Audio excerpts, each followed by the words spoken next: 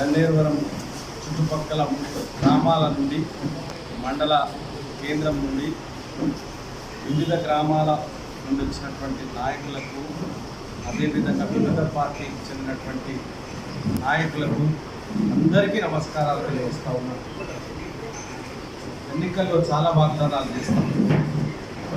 అందరికీ వాగ్దానం చేస్తామంటే దాన్ని తప్పకుండా నెరవేర్చాలన్న లక్ష్యం కూడా ఉంటుంది. దాన్ని ఆ విధంగా మనం ప్రయత్నం చేస్తూ ఉంటాం. కొన్నిసార్లు ప్రయత్నం ఫలిస్తుంది, ఒకసారి ఫలించదు. బాధపడతాం, నిరాశపడతాం, నిరుత్సాహపడతాం. మరి నేను గన్నేరువరం మండలం లోపల ఆ రోడ్డు బాగలేదని ఆనాటి ప్రభుత్వం ధర్నా చేయడానికి కూడా వీలు లేకుండా హైకోర్టు ద్వారా ధర్నా చేసి ఆర్డర్ తెచ్చుకొని అక్కడ సభ నిర్వహించి పాదయాత్ర నిర్వహించి స్పెసిఫిక్ టైంలో ఆ టైంలో కాకపోతే మమ్మల్ని అరెస్ట్ చేస్తా అని చెప్పినప్పుడు అన్న పొన్నం ప్రభాకర్ అన్న సహకారంతో ఎంతోమంది నాయకులు పాల్గొన్నారు. గన్నేరువరం రోడ్డును మంజూరు చేయించిన అని వాళ్ళు చాలా చెప్పుకొని తీరా చూస్తే దానికి ఫైనాన్షియల్ కాంకరెన్స్ లేదు. నువ్వు అంటే పట్టిపోయించు. ఈరోజు నేను వచ్చిన తర్వాత ఆ రోడ్డు కోసం ఫైనాన్షియల్ కాంకరెన్స్ తీసుకొచ్చి ఒక 3.5 కిలోమీటర్ల రోడ్డు వేస్తున్నారు. మరి డబ్బులు శాంక్షన్ చేయమన్నప్పుడు ప్రభుత్వం దగ్గర డబ్బులు లేకపోవడం, ఆర్థికంగా గత ప్రభుత్వం ఇష్టారీత్యన పైసలు ఖర్చు పెట్టి చిల్లి గవ్వ లేకుండా 8 లక్షల కోట్ల అప్పుతో ఇచ్చింది.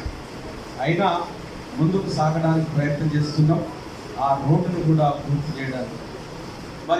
మరి నేను ఎన్నికైన తర్వాత ఎన్నికల వాగ్దానంలో భాగంగా మానేరు నదిపై వంతెన నిర్మించాలని మీరందరూ కోరినప్పుడు మా ఉదయం అయితే అయితే బాగుంటుంది, దగ్గర అవుతుంది. సరేరా, అందరికి ఆమోదయోగ్యం ఏదో ఇంజనీర్లు ఏం చెప్తారో ఎట్లుండైతే బాగుంటుందో చూసి చేద్దాం, మనం గెలవని ఫస్ట్ అని చెప్పిన. చాలామంది అడిగినప్పుడు కూడా నేను అదే సమాధానం చెప్పిన. మరి ఈరోజు నేను ఒకరోజు ఆ చొక్కరావు పల్లెకు వెళ్ళి అక్కడి నుండి ఆ పంప్ హౌస్ ఉన్నది అనుకుంటే అక్కడ ఆ పంప్ హౌస్ అంతా ఎక్కి నాతో పాటు కలెక్టర్ అమ్మ గారు, అడిషనల్ కలెక్టర్ గారు, ఇంకొక అడిషనల్ కలెక్టర్ గారు, అదేవిధంగా ఆర్డీఓ గారు, డిఈలు అందరూ వచ్చి చూడడం జరిగింది. చూసి తప్పకుండా ఇక్కడ వేద్దాం, ఎస్టిమేట్స్ వేయండి అని చెప్పిన తర్వాత మరి ఎస్టిమేట్స్ వేసిన రోజు మీ మండలంలో ఉన్న ఒక్కరు కూడా ఇక్కడ తీసుకురమ్మని నన్ను అడగలే, ఇక్కడైతే బాగుంటుందని సలహా ఇవ్వలే, ఇక్కడ కడితే మా అందరికీ సౌలభ్యంగా ఉంటుందని కూడా ఎవరు అడగలే. నేను అంటే నాకు తెలియదు కదన్నా, నేనా ఇంజనీర్ని కాదు, నేను చదువుకున్నది వైద్యం, నేను డాక్టర్ని. మరి ఇంజనీర్లు ఏది చెప్తే నేను అదే వినాలి, అంతేనా? మా కలెక్టర్ అమ్మ కూడా ఇంజనీర్ల మీద ఆధారపడతాం. ఓ రోడ్ వేయాలంటే నేను పోయి పైసలు శాంక్షన్ చేయించగలుగుతాం, కానీ ఆ రోడ్డు నిర్మాణం ఎట్లుండాలో వాళ్ళకి తెలుసు. తీసుకెళ్ళడం జరిగింది. తీసుకెళ్ళిన తర్వాత మా ముఖ్యమంత్రి గారిని సంప్రదించడం జరిగింది.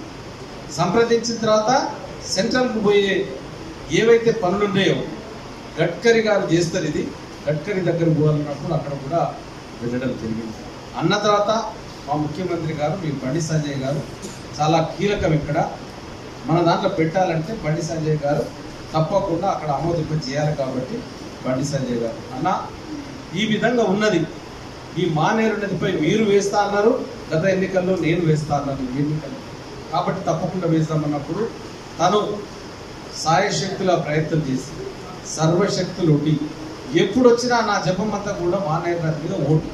బండి సంజయ్ని అంతకుముందు నేను ఎప్పుడు ఎక్కువగా కలవలే, కానీ ఈ రోడ్డు వల్ల ఆయన చాలా దగ్గర అయిపోయినాడు, చాలా సాన్నిధ్యం డెవలప్ అయింది. ఎందుకనంటే 10 సార్లు పోయినాం, ఢిల్లీ పోయినాం.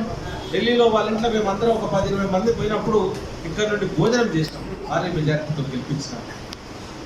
మీరు నా వెంట ఉన్నారు. నేను మీ గన్నేరువరం మండలంలో ప్రతి ఇంటికి వచ్చిన, ఈ ఇంటికి రాలేదు వీళ్ళని చూడలేదు అనేది లేదు, ఇంటింటికి పాదయాత్రలో పెట్టుకొని ప్రతి గడపకు కవ్వంపల్లి సత్యనారాయణ